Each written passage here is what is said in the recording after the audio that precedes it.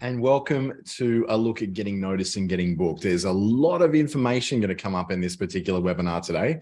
So if you do need to take some notes, I suggest you do.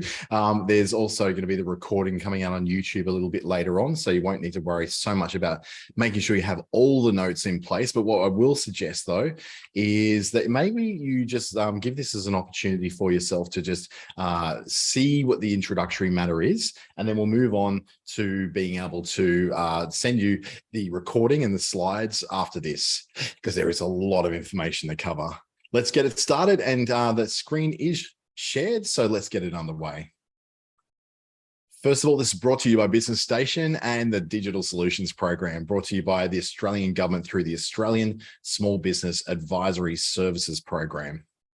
Today, we're going to look at hosting workshops, hosting online events, getting attention, networking, content creation in a small way, all those things that lead to the process of you becoming more known so that you'll be booked more often. And it follows a bit of a scheme that I've kind of gone through over the last year myself, which is certainly, let's say I've ended the year with definitely a very full cup and a very full calendar, even going into January and February. I've got a lot of forward work to do, which has been a fantastic, been a very privileged position to be in, but it certainly hasn't come without its hard work. Some of the work I do is with Workforce Australia's entrepreneurship facilitators or self-employment services program here in Darwin. Also working with, obviously, the Digital Solutions Program, contracted as a trainer to Meta, a certified story brand guide. We actually pull a few story brand examples out of here. My own work with my own company, Clickstarter, LinkedIn Local in Darwin, Alice Springs and Catherine, and through Australia's Be Connected program, I'm a network partner with there as well. Just going to turn on my little fan here. It's getting rather warm in this room. Got a bit of a heat wave hitting us in Darwin this week, so it's making life a little bit more difficult than what we'd like to, and the aircon's had to go up a little bit. So the first message I will put to you when it comes to getting noticed enough to get booked is that all good things will take time. This didn't happen to me within a week. It didn't happen within a month. It largely took a good 6 months before the momentum began. And then once the momentum started, it has not stopped. It's certainly, the hard work I put in the beginning of this certainly did make life easier. So the framework that I built around this is all around the idea that, back in, what's happening there with my canvas? Sorry, let me just quickly refresh my screen, because sometimes Canva just does some weird things and does strange things with images when you're right in the middle of a presentation. Let's give that another crack. There we go. No funny things over the McDonald's cups. So my story when it comes to the being noticed and getting booked comes from back in 2016, when I was just given the heads up from my boss that some of the senior management were looking to replace me because they wanted someone younger, fresher, newer, and cheaper. And whilst that is utterly illegal, what they did it in such a way that they were just going to basically try and bait me into stuffing up so they could sack me if I didn't choose to go on my own, which is not a happy thing to do after 13 and a half years in one business. So what we did is that I sort of came up with a plan to exit more gracefully, given that I wasn't wanted there anymore, and to move into something that would be a little bit more mine, and go into not just another job, but go into a situation where I would have a bit more control over my future. One thing I'd learned is, after putting all my eggs in one basket and one job and one source of income for 13 and a half years, I was never going to do that again. So it started off really at a McDonald's restaurant in Oxenford on the Gold Coast in Queensland, where I held my very first workshop. Now, I was supposed to be booked out into a party room. Then I turned up to the restaurant and discovered they don't have a party room, even though their website allowed me to book the party room. They confirmed the booking of the party room, but they didn't actually have a party room to book into. So being a rather cool winter night, I was then left to be able to go outside, because the restaurant inside was too busy and too noisy. So outside onto a big concrete table, and I gathered with myself and what I was hoping was going to be 12 different people who had booked for this particular workshop to learn more about Facebook marketing and advertising, which at the moment in 2016 was still very much in its infancy. And then only 3 people turned up. Of those 3 people, 2 went on to become clients, which wasn't really what I was planning for. I wasn't expecting anyone to do that, but was very pleased. That gave me then the momentum to move forward to do more. So by offering that actionable knowledge on Facebook that I did for free showed my credibility. It showed at least two of those three people that I knew what I was talking about and I was worth then exploring to do more stuff and be paid for it. So that offering of actionable knowledge, read that again, for free shows credibility. And that's what we're looking at.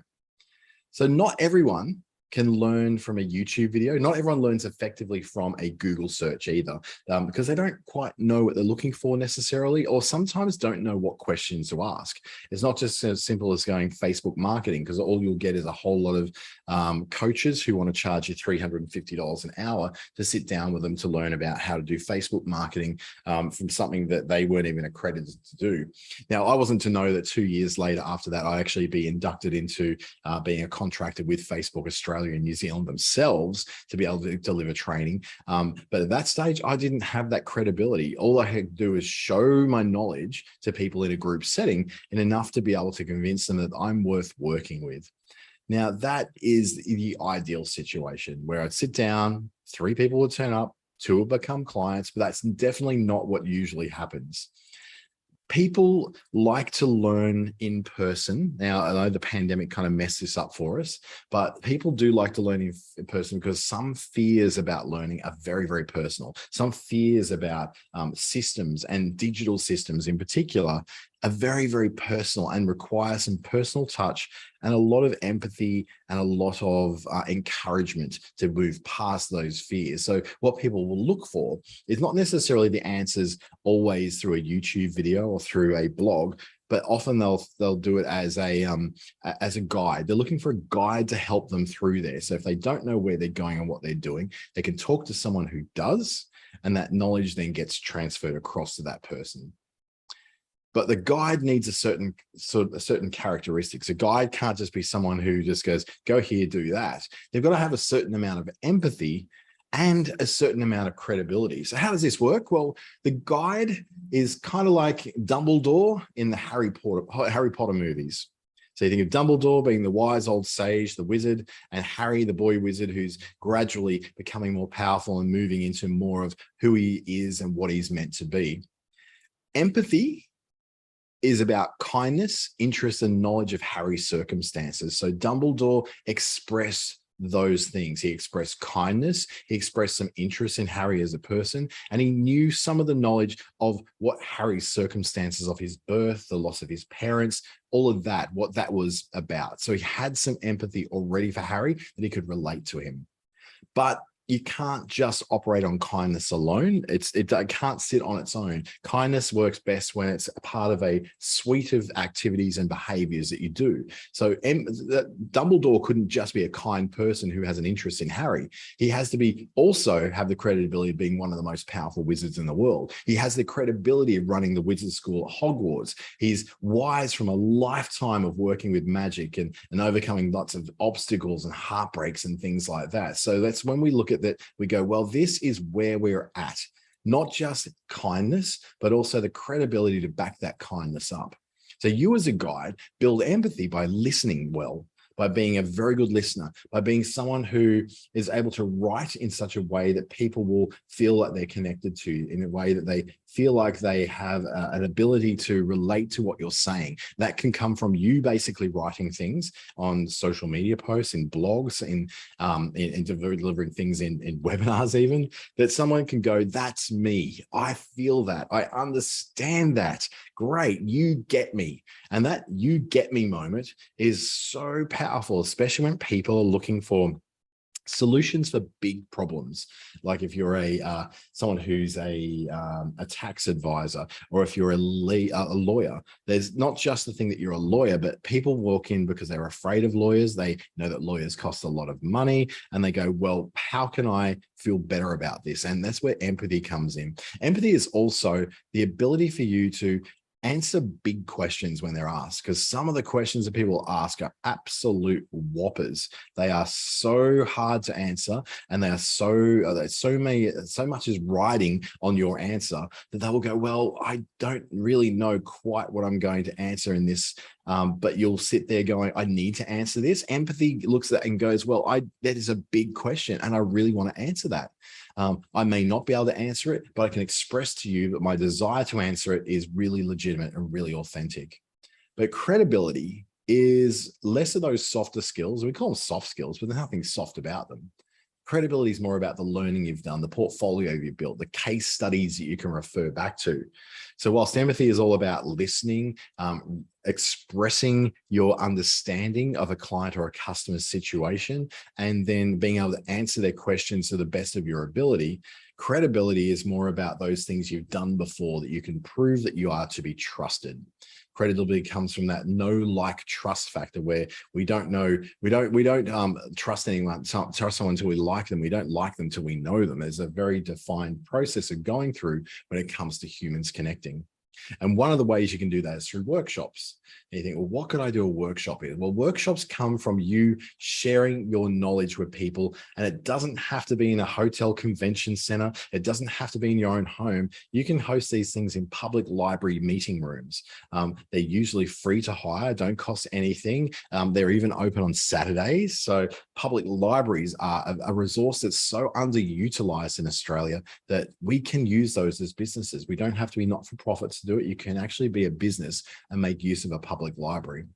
Other places such as community centers. So you can go to community centers, which then allow you to be able to use a community space. It might require a deposit. It may not require anything at all. If you're a member of the community, you might just have to clean up after yourself. So that's another example of where you can access free or very low cost space to hold these workshops in. And then you can do an Airbnb. I saw a great example of this where somebody who I recently did a 13-person workshop with, they actually held the 13-person workshop in an Airbnb room, like an Airbnb house. And they went to that house, and the house had a great big kitchen table where they were able to put 13 chairs around it that were in the house. They had a kitchen, they could prepare food, they had access to clean toilets. They even stayed there on the weekends just so they can get some great value out of it, rather than just doing this 2-day get together. People could go and sit and socialize, walk outside in the gardens, look at the view outside the backyard. It was a beautiful way of hosting that. And it ended up being, as an Airbnb, way cheaper than renting any sort of hotel conference room or any sort of, paid convention center room. But then you go, well, in today's life, do we really need to do in person at all when most of the things we're doing are online? This very webinar we're on now is an example of that. So online events are kind of the antidote to only being known in your local market. So if you want to be not as limited to your local market and holding those, and you want to go a bit further, then online events or webinars are a really good way of making that happen. And they also help you to get known in a much bigger place and bigger world than just where you live. An example was when I went to the Tropical Innovation Festival in Cairns earlier this year. I don't live in Cairns. I haven't visited Cairns in a couple of years. I go there for holidays sometimes. But what I had done prior to being invited to that particular conference is that I had worked, I've done a bit of a tour. So when I was in 2019, before the pandemic, I set up, it would have been 2020. I set up a series of places I wanted to go to. I traveled from Cairns to Townsville to Mackay to Bundaberg. And what I did was booked in a big workshop series of, a half-a-day workshop with different people in different towns to be able to showcase what I was able to do and to introduce them to this particular program. So I went to Cairns and had a really good number of people coming in. Actually, around about 50 people turned up to that particular workshop I did. Townsville had about 30 people turn up. So really good turnout. So really happy with that. Got to Mackay and there was like 3 people. Got to Bundaberg and there was 2. So it was a very different thing once I got to certain towns. But what I did do is after that tour, I followed up with people in Cairns and Townsville to see if they were interested in doing some very specific work remotely with me rather than in Mackay and Bundaberg, because in Mackay and Bundaberg, just the numbers weren't there to really make it worth my while. So I went, okay, Cairns and Townsville, let's work together a bit more on that. And from that, I managed to get a lot of one-to-one consultations. I got a lot more people into my webinars as well, because I was able to ask those people what they liked, what they wanted, what they did. What I didn't realize is that This then led to an invitation to a North Queensland Innovation Festival. So I did all these follow-up with very specific classes I did for each market. So it's an online class that I did specifically for Cairns, and an online class I did specifically for Townsville. Those classes had over 50 people attending them. So what happened is that now 50 people plus the people who actually met me, so another 50, 100 in Cairns and about 70 to 80 in Townsville, now knew who I was and had talked about me, so that when I was invited to the Tropical Innovation Festival, I had this feedback from the organizers saying, we've got a lot of people who are really excited to see you. And I was like, why would a bunch of people in Cairns be excited to see me? How do they even know me? What I've forgotten, of course, is that I'd done all this prior work to get known, so that when it came to booking out my sessions, I had nice full sessions with plenty of people in there, lots of questions, and it was a really good experience. So it just shows you that a little bit of work you've done maybe a year or two prior can make a really big difference to what you're doing in 2022. So when I did this in early this year, it was completely different to, what I would have done if I had just turned up as an unknown quantity. I'd done some work in that market first, so that when I did return, I was a known quantity. I wasn't just a random person showing up to do a workshop. But we had a big attitude change during the pandemic. So that's changed a lot of the in-person stuff to being, well, we can't really do the in-person stuff. We have to do this this stuff where we're going to work only in our own spaces. We're wearing masks, all that kind of thing. The big change we had, though, is that I couldn't never get anyone into a webinar. We had this sort of a KPI as part of this program early on that was telling us that we had to get a certain amount of people in the webinars, certain amount of people in the workshops. And that was great. So getting in the workshops before 2020 was really easy. You would fill up workshops, you do one a week, it'd be great, get tons of people in. But webinars, couldn't get a single person to book them. Not a single person. That was all until the pandemic happened. And then all of a sudden, we couldn't do in-person workshops. We could only do Zoom workshops. And then those Zoom workshops filled up really quickly. But the other thing this allowed us to do is to invite people to join us from all over the world. So no longer was it a case of going, well, too bad, we can't reach anywhere, so we can't sell to anyone elsewhere in the world. Now what we found is that, yeah, actually we could. And it was actually remarkably easy to do it, because all we really were doing was doing the same thing, but on a digital platform to reach more people, which then opens up markets for people like you who are looking to maybe not just serve your local population, but people beyond you. But you've got to understand that these webinars, they're not about your offer. They're about what your expertise is. So your offer is not the draw card. The draw card is not to get this discount code to go and do this with your particular product, or to book you in for a special price that's only available for today. Those kind of things are just very sales oriented. And what happens, because the main event is your sale that you're trying to do, then everything in that particular webinar becomes about that sale. And then the value that people are looking for to walk away with isn't there, because they just know that at some point they're going to be pitched something. What they're really there for is your expertise. But what's the point if you can't sell something? You're a business. You still need to be able to get someone to buy something from you at some stage. And then this then leads into what we use these things for. So the pattern of getting people from free stuff that you're giving them openly and very easily into then long format stuff is because we want them to not just like us and notice us on social media, but we want them then to trust us because of the long format stuff we're doing. Long format stuff is what people trust. It shows expertise. So a 1 hour webinar will show a lot more expertise and show that I know what I'm talking about a lot better way than, for instance, a 50-word tweet. It's just not the same kind of trust factor. You're not going into enough detail for people to go, yeah, she really knows what she's talking about. It takes us through that know, like, trust process. They get to know you firstly through social media. By repeatedly seeing your social media, they might start to like you, but they're not going to trust you until they can see some really good examples of the work you do and the kind of expertise and experience you have in that work. So the example would be you would produce something which is a social media post which introduces an idea. That idea could be, let's just say, the idea is that starting your own business helps you to become more independent, work from comfortable spaces that you have control of, and never have to do the 1 hour each way commute ever again. But whilst that's very, very nice sounding and very, very convincing, I don't really want to go and make that happen until I can trust that it's going to work for me. So to get that trust, I'd have to lead from that social media post over to a blog post or a video, or maybe it's a webinar or a podcast episode, even something that goes into more detail that says more than you should start a new business and quit your job. That's a big lifestyle change to make without explaining some of the complexities and some of the deeper advantages to doing so. And those deeper advantages then come from working with, reading more about you in the blog, reading more, seeing more about you in the video, listening to more about you and what you do and what your recommendations and what your expertise in this area is through a podcast.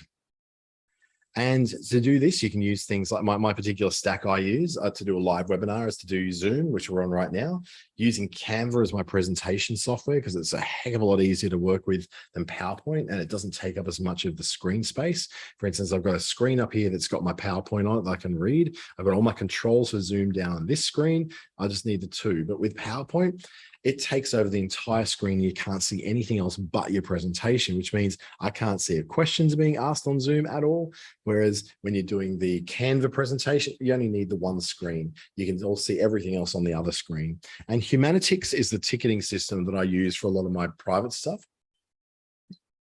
Two reasons why I use it. It's free to use if you've got free events. If you want to take payment, the fees are quite low, and the booking fees are donated to various education initiatives for underprivileged children. So for scholarships for remote Indigenous Australian students who need to be able to go a long way to get their further education, and then also to supporting the education of girls in developing nations, particularly in the Philippines, in a place like Vietnam and Laos. So there's lots of reasons why you would use Humanitix instead of Eventbrite. That's one of the reasons. It doesn't have, I guess, people will go to Eventbrite to see what's on sometimes. You don't really get that with Humanitix quite as much. But at the same time, in realistic terms, how many people go to Eventbrite to check out what's on in their town anyway? We really get that from Facebook or LinkedIn or places like that, right? I also use a thing called Restream. Restream allows me to send out a live stream to not just Facebook, but also LinkedIn, YouTube, and Twitter all at the same time. Unfortunately, it doesn't support Instagram just yet. Hopefully one day that will be the case. But for now, it's Facebook, Instagram, YouTube, Twitch, Twitter, and a couple of other not so well-known platforms that are more about gaming and reaction and watch party kind of videos. But for the sake of business, it's great to be able to get to all 4 of these particular platforms all at once. So instead of just getting 3 people watching on Facebook, 2 people watching on LinkedIn, half a dozen on YouTube, I'm getting a collection of a whole lot more people to be able to watch through that way. So to doing that sort of thing, to getting that sort of attention, getting noticed and getting booked, this is valuable because it gets you onto the platforms where people actually are. Not everyone can sit down and watch for an hour, but all these platforms record it. So in the case of Twitter, it records the video and inserts it as a tweet. On YouTube, it becomes one of my collection of live videos that will show in my YouTube channel. On LinkedIn, it becomes a LinkedIn post and of course is attached to the event in LinkedIn where I first advertised this on there. And at Facebook, same thing. A live event is recorded in there, it becomes part of your profile or part of your business page so that anyone can go and watch that later on as well. So what next? What do we do next? We need to then have somewhere to get people out of those social platforms and get their information as something you can use. So you want to draw people into a mail list. My mail list now is over 10,000 people. That at the beginning of the year was 150 email addresses. That's how much it's grown this year because I've been able to draw people into that mailing list. That mailing list now represents the #1 source of my private work. And from 10,000 people in there who have seemed to be very engaged. Like we've got between 30 and 40% open rates, which is great for 10,000 people. I'm very, very happy with that. And it represents, like I said, the highest proportion of new work I get.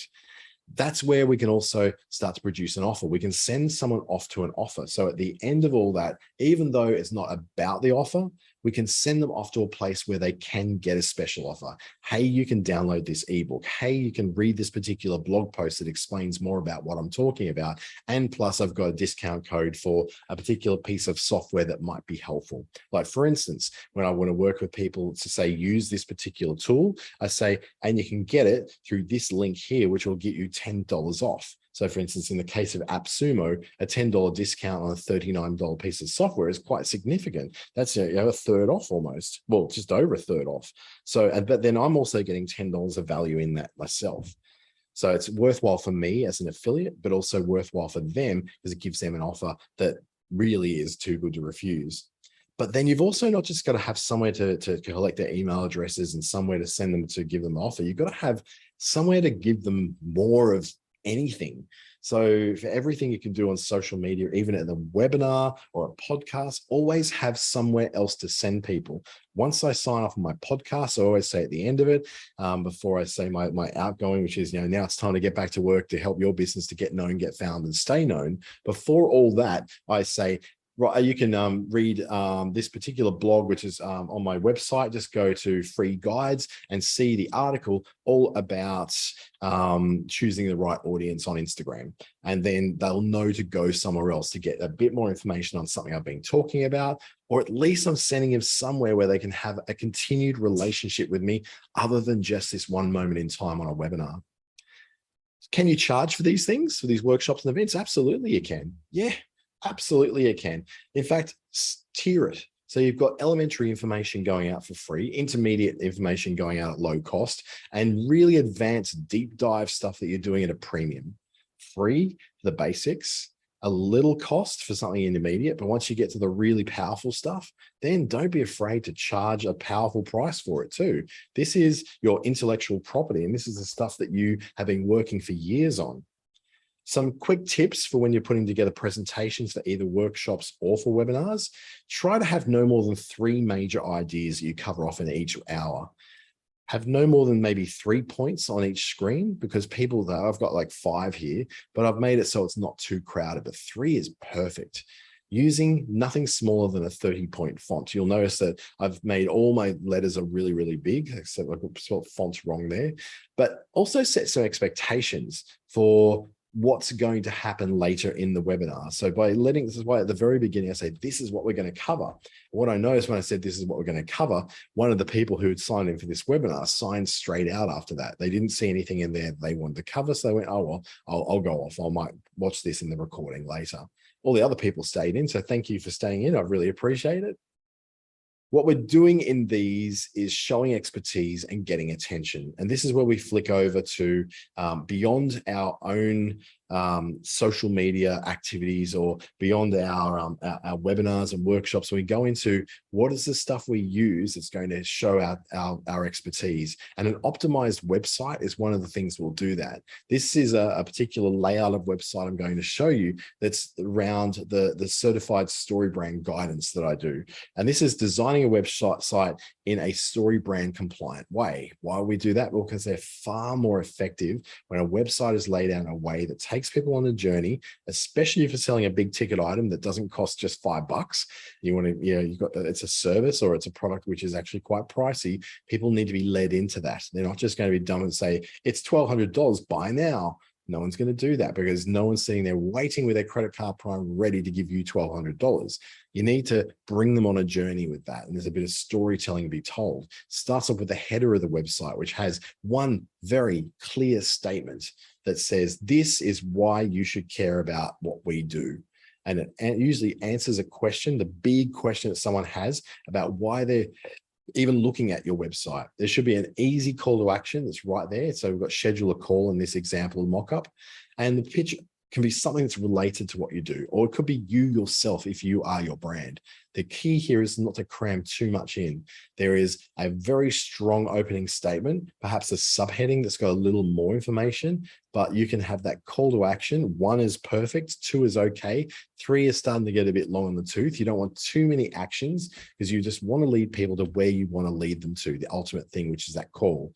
Next, underneath the header, you then have what we call the value stack, where there's 3 things that people can expect when they deal with your business, the successful outcomes that they're looking for. So for instance, if we're looking at someone who is a life coach, you could say that the success factors that you want to list here could be have more power in your life, achieve more with money, and 3, attract the relationships you want.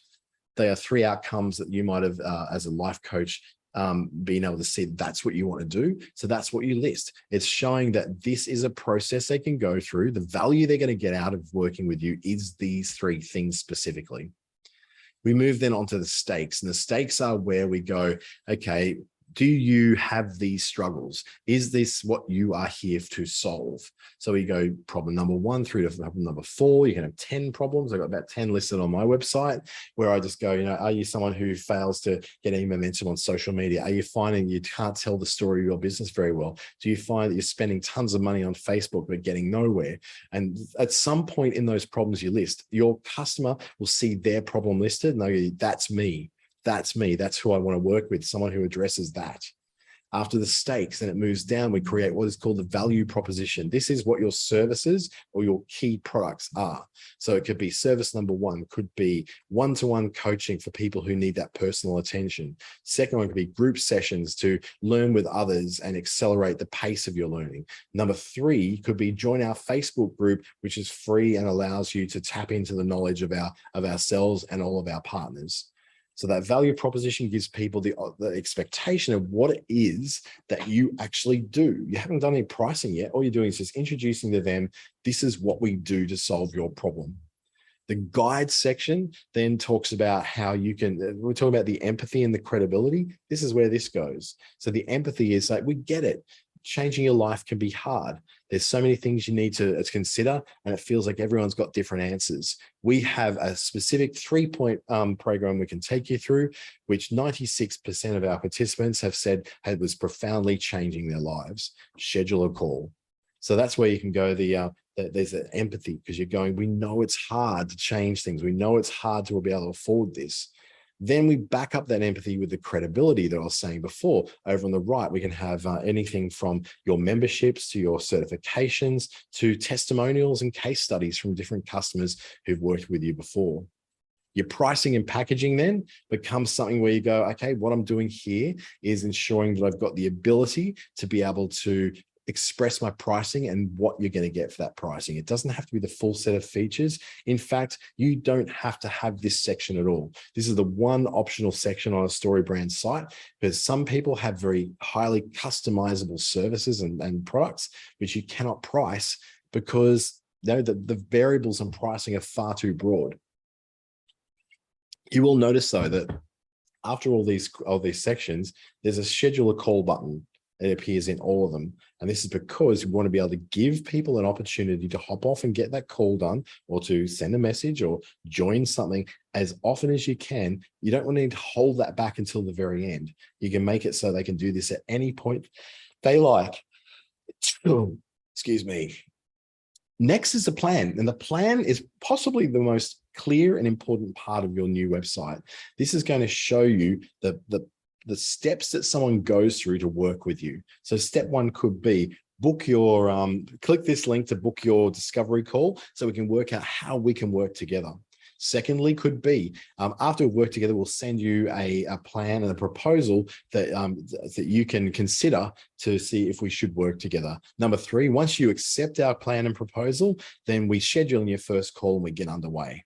That's a really clear thing. And I usually use the story of the catering. I first did a catering for an event of 150 people. It was in Darwin. I didn't know how to do catering. I'd never catered anything. Catering for me was like a bowl of chips and a bit of dip, and that'd be about it. Maybe some chopped up cheese and cabanossi and Jats crackers.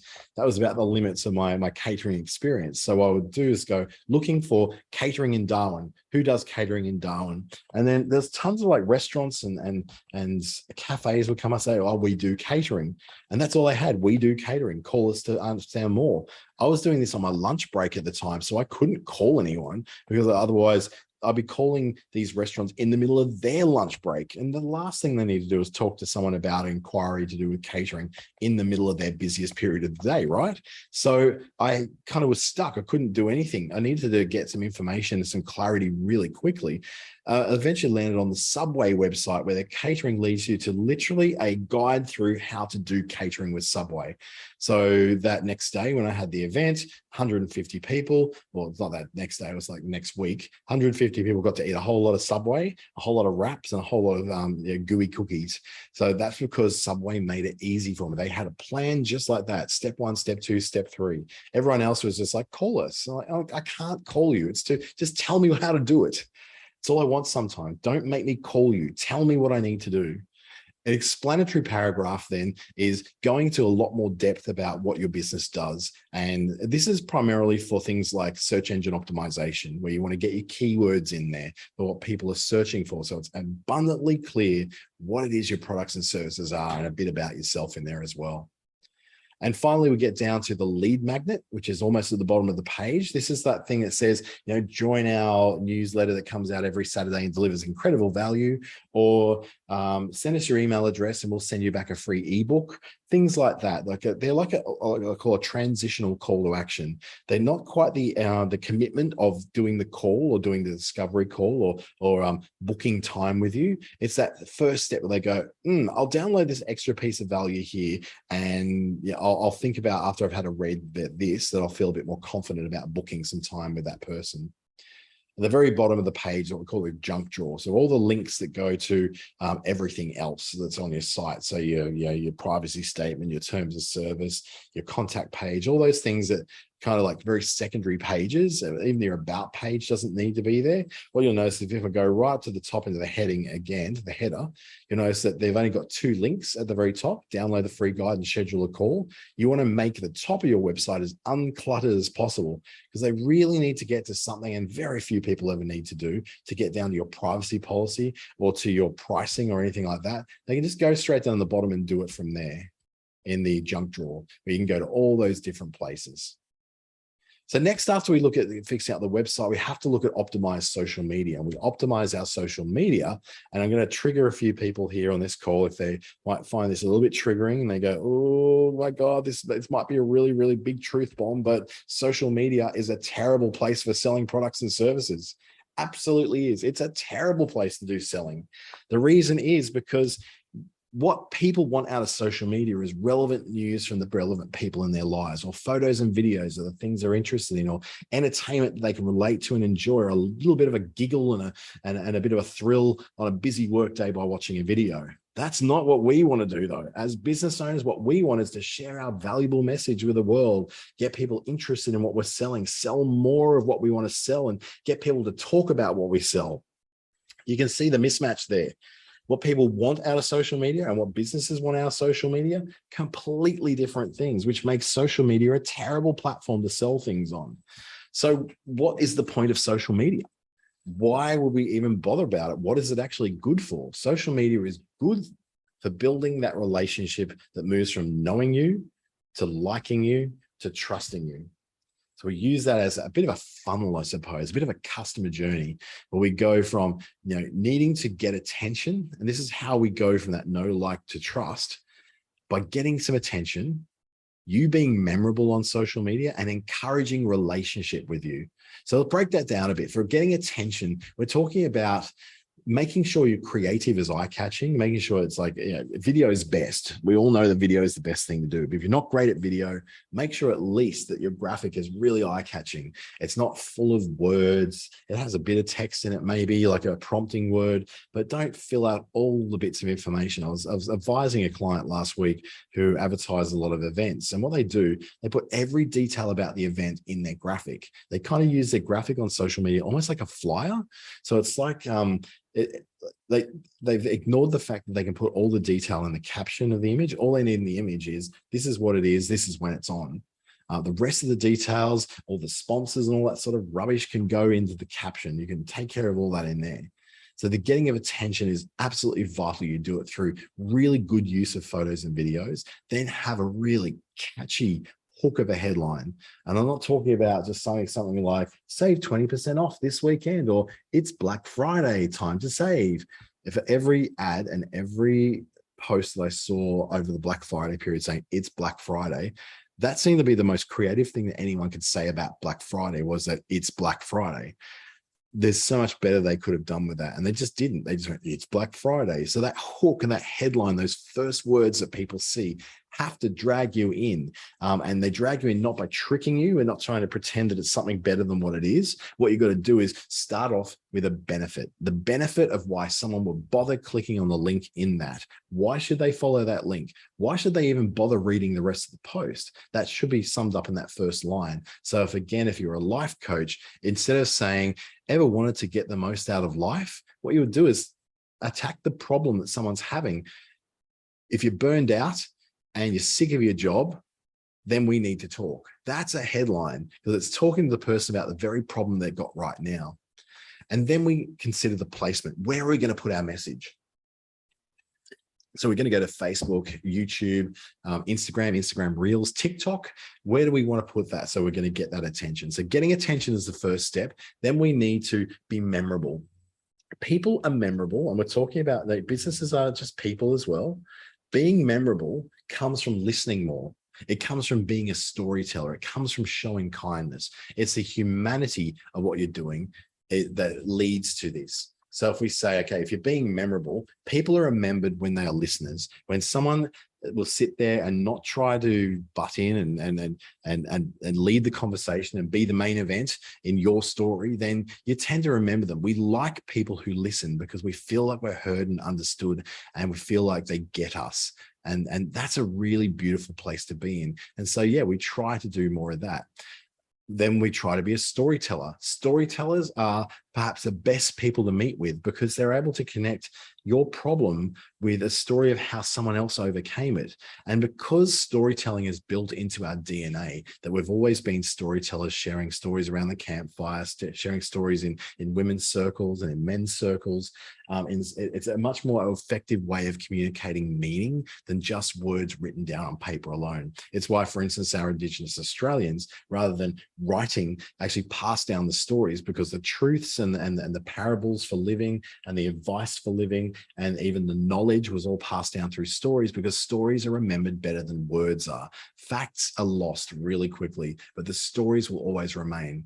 I don't remember much about my grandmother. She died when I was quite young. I don't really remember, things like, the words she said, except I remember the stories she told about her childhood. So my grandmother, the memory of her for me is locked in the stories that she used to tell us about, when she, was trying to pick the neighbor's custard apples and take them home, or when she went to the shop and had to buy some eggs and sugar and ended up buying a little ornamental bird cage instead, and she got into a lot of trouble. I remember these stories despite the fact that they were told when I was probably about 5 or 6 years old.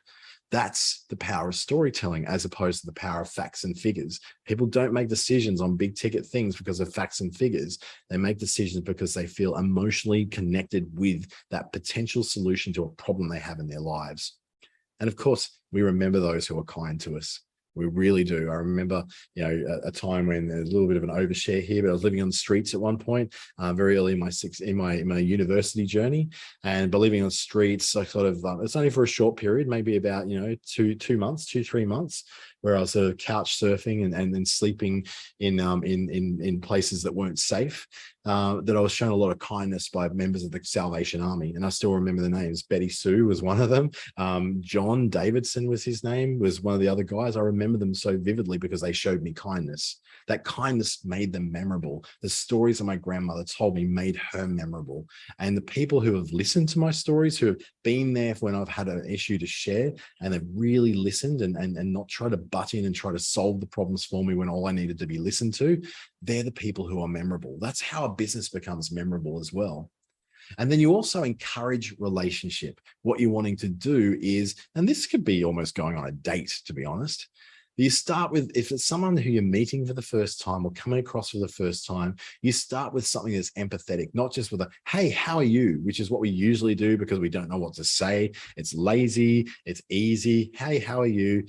We do it when we talk to the checkout operator at the supermarket. You know, they'll go, hey, how are you doing? And you just say, oh, good, thanks. And it stops because it's a social construct that we don't care about how the other person's doing, really. The difference is in here, when it's a client, you do care. So instead of starting off with, hey, how are you? I'd start off with, oh, Brisbane, eh? Yeah, it's a bloody hot day there today, isn't it?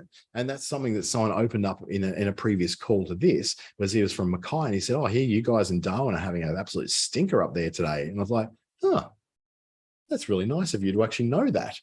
And it just immediately built up a really nice rapport.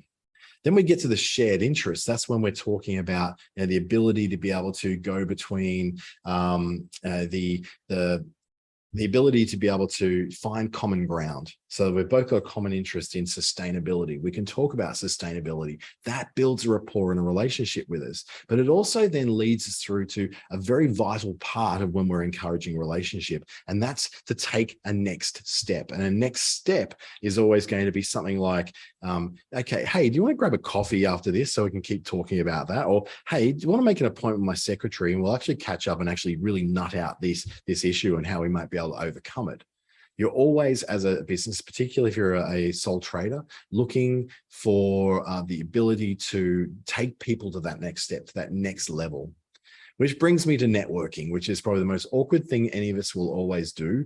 And I used to hate it, and I still struggle with it some days, but I've come to learn that it's actually a very vital part of what I do as a business owner. It's also a very enjoyable part of what I do as a business owner, because I've stopped hating it and started actually leaning into what it is actually for, because you do not find customers at networking events. I know it sounds weird, but your customers probably aren't there.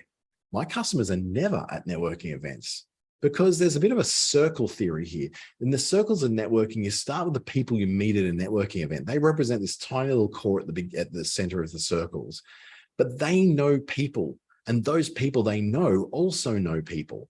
Your customers aren't in that light blue circle at the event. Your customers are the people that are known by the people at the event. So the people at the event, they're not your customers. They're your fans and your advocates, which is why networks like BNI, if you've ever come across that before, are so successful, because it's not focused on getting people within the chapter or the BNI network to buy your stuff. It's about telling them so clearly and understanding that they understand exactly what it is you do so much that when conversations come up and someone says, you know what, I could really use someone to come over and give me a great quote to get this garden fixed up once and for all. And then the person says, I know a guy, or I know a woman who does this. I know a family business that does this. Do you want me to hook you up? And they're like, yeah, that'd be amazing. It'd save me having to look around for everybody. And then what happens is a connection's made, a sale is then conducted, a transaction is made, and it all came down to the fact that you went to a networking event and adequately explained what your name and business name are, what your business does, who your ideal customer is, and why your ideal customer should give a damn about what you do. What's in it for them? What is the thing that's so important for them to know? So that one's worth writing down or screenshotting or taking a photo of. That when you meet people, to be very clear on what you can say to them. You say, my name is Dante St. James. My business is Business Station. What we do is help small businesses to be able to get off the ground and running as cheaply as possible so that they've got enough money to be able to grow faster later on. Our ideal customer is maybe someone who's at the very beginning of their journey. They haven't put all the things in place yet. They haven't made all the mistakes yet. And why they should care about that is because we've done this with so many people that we really help them to save money and stop wasting on things that potentially are no good for them. That's a really simple, like, I know that sounded like it wasn't simple, but I was able to roll that off my tongue, because I just need to know then to remember what my name and business name is, what my business does, who my ideal customer is, and why that customer will care. We then move on to the networking that occurs online, and a lot of this occurs on LinkedIn. I want to introduce you to something called the LinkedIn Social Selling Index. Just Google that, LinkedIn Social Selling Index. If you're logged into LinkedIn at the moment, it will then give you your social selling index. I'm currently sitting on 72 out of 100. I dropped down to 71 last week. I'm back up to 72 this week. And what's telling me is that out of the things I'm doing, it's telling me that within my industry, I'm in the top 1% of people who are who are very good at operating in the network of LinkedIn. But within my network, I'm in the top 2%. So I've actually dropped. I used to be in the top 1% of my network as well. I was up to 74 out of 100. So the components of that score are broken down to how good I am at establishing my personal brand. I'm pretty good at that. I used to be 25. It's dropped down a bit lately. So I need to return a bit more onto that. Finding the right people is something I do not do well. What I did earlier this year, I just connected to tons and tons of people and thought that's the way to do LinkedIn. Connect to as many people as you possibly can. I've now learned that's the worst thing I could have done because it's put a whole lot of utterly irrelevant people in my feed, a whole lot of utterly irrelevant people into my connections. So I'm now going through a process of reducing down my following to about a third of what it is now, which sounds like a stupid thing to do, but it's not.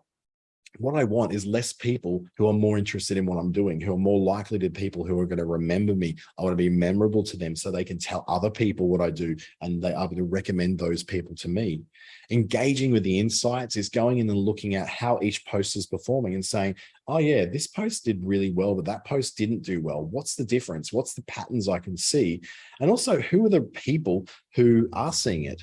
Am I really just like shooting arrows into the wrong target here? Or am I, doing something which is a bit more together and real and effective? And also the building relationships. I'm very good at building the relationships because I'm commenting on people's stuff all the time. I'm engaging in conversations in private messages all the time. I get a 25 out of 25 for that, but I need some very big improvement in the area of engaging with insights and finding the right people. And I can break those things down where it says, okay, here's the top demographics of people who I've reached in the last 28 days, 28 days. Last 28 days, out of the 15,000 people I've reached, 22 of them were founders. Managing directors were 16. So I start to see that C-suite people who run their own businesses, tend to be what the highest amount of people are. Now that's out of that's not out of 15,000, it's out of 5,000. So 22 people out of 5,000 isn't exactly something I go, that's trend setting. It's a very small amount of people. So I'll leave that one out, but the locations are very telling. The demographics of the people I'm reaching tend to be in the Darwin metropolitan area. Usually Brisbane comes up next, but in that particular calling, I got Perth. I had a good week in Perth because I did a lot of things with people in Perth. And then we move on to the other areas where I'm kind of having an impact. And it's always the big cities, Sydney, Melbourne, Adelaide, Perth, Gold Coast even. So that then tells me that, okay, considering that most of the people who are getting reached by my staff are from Darwin, I probably should continue delivering really good stuff for people in Darwin, or I take the opposite tack and go, I need to be less Darwin oriented and more oriented on Brisbane, where is a market that I'm expanding into. Or I really want to reach people in Sydney. I need to be much more successful at reaching people in Sydney. And the same with industries. We can see the top demographics of people you've reached. Construction features strongly in mind, marketing, advertising, government admin, IT, and not-for-profits all figure really high in the kind of people that I'm reaching with particular posts and particular activity on LinkedIn. That tells me then a bit of a breakdown of the kind of industries I need to speak to, the examples I give, for instance, during a social media post. If I'm talking to a social media post where I'm constantly talking about life coaches and energy healers, well, I'm not seeing life coaches and energy healers represented in my top lots of people I'm reaching. I need to use more examples for construction, marketing, government, IT, and not-for-profits. So that's where I learn how to better reach the people I'm doing. And it also tells me that these are the people who are most engaged with me and the most reached by me. They're probably the people I need to be reaching out to more. So apparently, construction, here I come. That brings us to the end of this particular one. There is so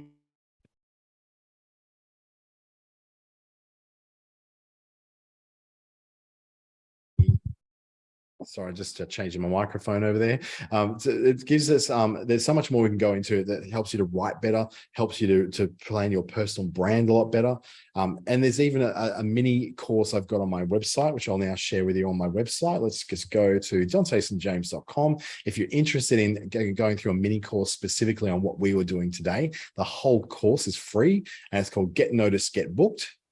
And once that opens up, it's going to show us what the course looks like. So you go in here, help get noticed for your work, develop a good reputation, get booked by the right people. All it takes is your email address in here, and it will immediately send you the first one. I'm not going to subscribe you to any newsletters or anything like that. All it does is each week we'll send you an email for 5 weeks with a lesson each week to help you break that down. You're going to see a lot of the same examples in there because that's what this webinar was built about, was from this course. But you can also learn more about how to write better content, which is definitely a part of this as well. They'll be very useful. This is all at my website, dantesaintjames.com, where you can find that. For now, though, thank you so much for joining me. There's so much more I would love to have gotten into, but unfortunately, we have only got a limited amount of time to do it in. You can get involved in the Digital Solutions program for $44 by registering at digitalsolutions.businessstation.com.au. It gets you 3 hours of one-to-one with myself or other people like me, and then you can get 4 or more hours, as much as you like, of workshops and webinars through to March 30 as well. And finally, if you'd like to reach out and ask me a question, or please do. I'd love to connect to you on LinkedIn. I know I'm reducing my LinkedIn following, but hey, I'll make an exception for you. So drop in the LinkedIn, Facebook, Instagram, or email me, dante@businessstation.com.au. Thank you so much for joining me today. I really appreciate having your company, and I hope that this information helps you to plan better for 2023, so you'll be able to have the best year ever. Thank you, and I'll see you in the next video.